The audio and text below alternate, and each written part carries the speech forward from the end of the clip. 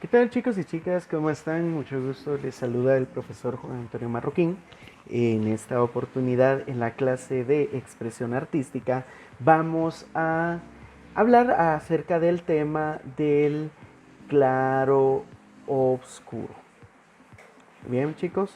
Este pues es un tema bastante corto, pero muy útil como para analizar alguna pintura o algún dibujo, y la verdad pues es muy interesante. Empezamos entonces con la definición. Dice, el claroscuro es una técnica que se utiliza en el dibujo y la pintura. Consiste en utilizar diferentes contrastes entre los volúmenes iluminados y entre las sombras que posee un diseño, objeto o persona, para destacar efectivamente algunos de sus elementos. Muy bien, podemos observar aquí del lado izquierdo tenemos una imagen. Claramente se observa que son figuras volumétricas, ¿verdad? El volumen.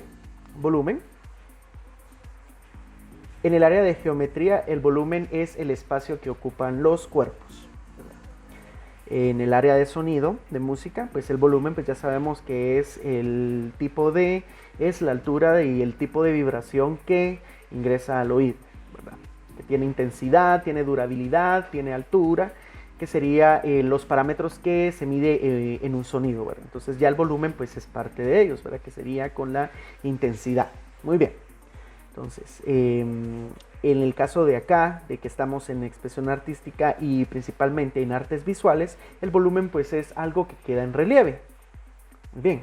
Ustedes pueden observar alrededor de donde ustedes se encuentran ubicados, pues pueden ver algún objeto, pues va a ser volumétrico, ¿verdad? Muy bien.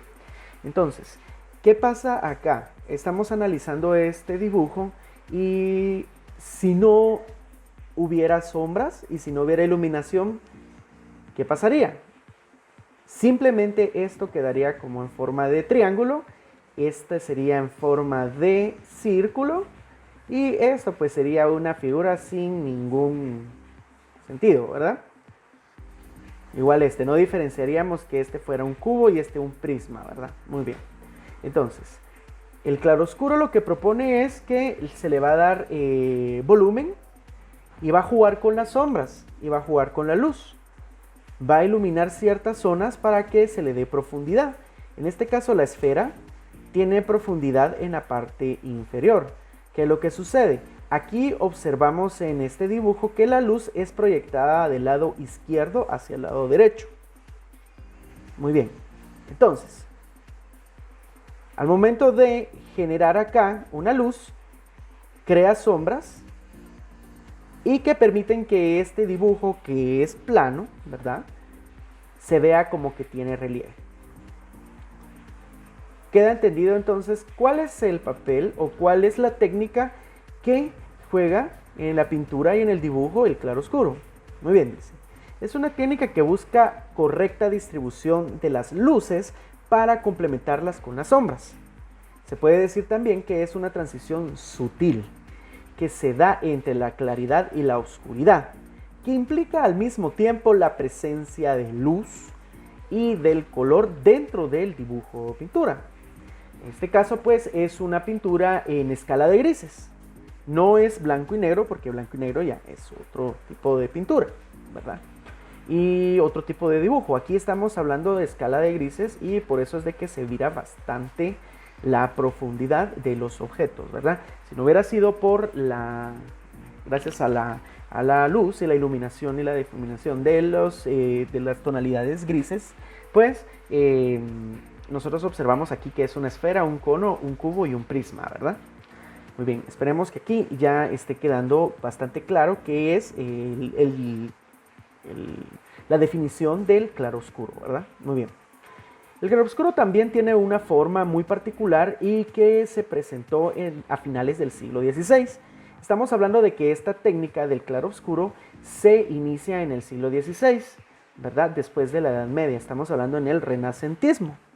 Es una de las épocas del arte, ¿verdad?, que surge a partir del siglo XVI. Muy bien, dice.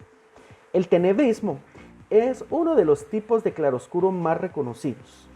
el cual era una aplicación de la técnica de claroscuro por medio de las cuales las figuras centrales tenían mucha iluminación y el fondo por lo general era muy oscuro.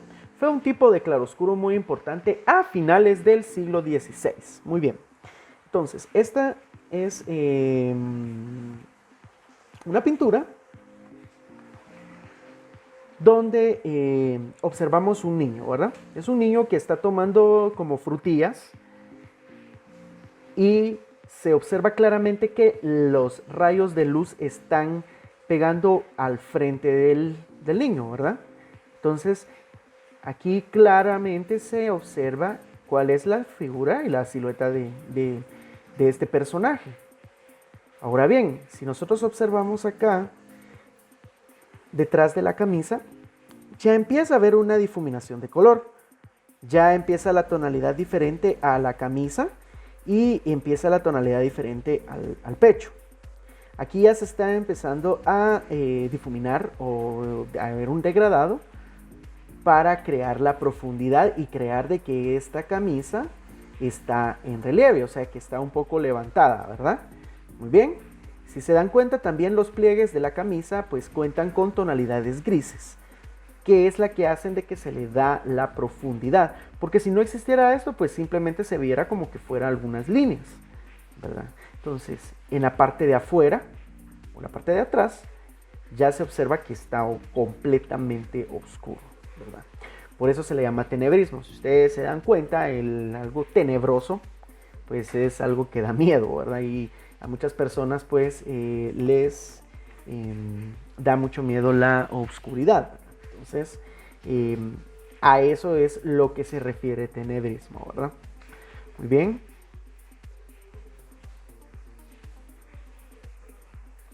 Luego de la explicación de esta pintura, vamos a reconocer cuáles son las zonas del claroscuro, ¿verdad? La verdad que es bastante interesante reconocerlas porque juegan un papel muy importante, inclusive para cuando ustedes pues, quieran crear alguna pintura, pues fácilmente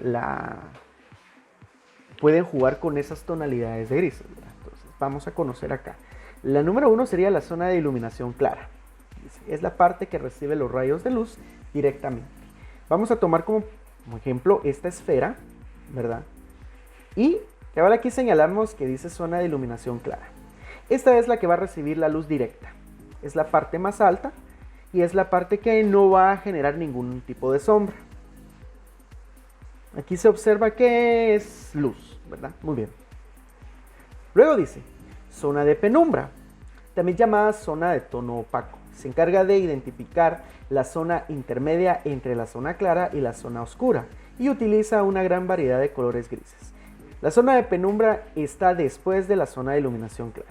Bien, aquí tenemos entonces la zona de penumbra, ¿verdad?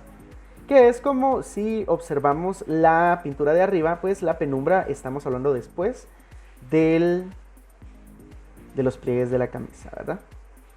Después de esta parte de acá, ya empieza la zona de penumbra hasta concluir con la zona oscura, que se conoce también como el nombre de zona de sombra propia, ya que no recibe ningún rayo de luz y siempre está oscura, ¿verdad? En este caso acá pues ya estamos hablando del oscurismo. Aquí podemos ver también otra zona oscura en la parte de la camisa, entre el espacio que está entre el pecho y el brazo. Aquí ustedes pueden ver también una zona oscura.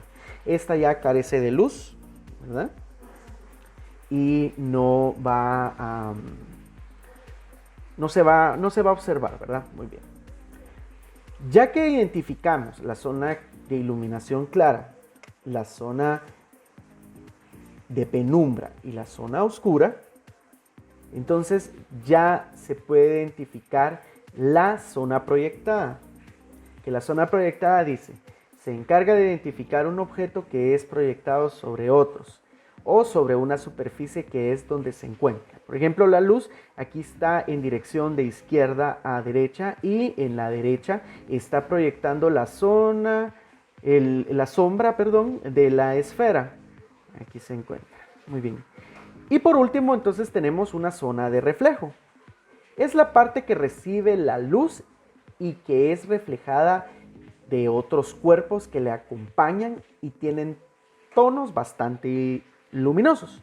Con ella se busca realizar el volumen que tienen los objetos, las expresiones y trata también de darle más vida al dibujo. Aquí, como pueden observar, está la zona de reflejo. ¿Qué es lo que está produciendo este reflejo? Es la luz que está cayendo directamente en la parte de la base. Esta acá, la luz, se proyecta alrededor. Entonces, ¿qué pasa de acá? Aquí entonces ya nos está dando la idea de que es una esfera y se está terminando de cerrar el borde de ella, ¿verdad? Entonces aquí ya le estamos dando vida. Estos elementos que están acá del claroscuro son los que permiten de que se le dé volumen y que esto parezca ser en relieve o en 3 dimensiones, que ya habíamos hablado. Las 3 dimensiones, ¿cuáles son? Alto, largo y ancho, que lo vimos en el dibujo isométrico, ¿verdad? Ahí los analizamos. Entonces, chicos, como pudieron ver, fue una clase bastante interesante y considero que la próxima vez que ustedes vean alguna pintura o algún dibujo, ya no va a ser lo mismo, sino que lo van a analizar con mayor profundidad y van a poder encontrar cuáles son las zonas del claroscuro, ¿verdad?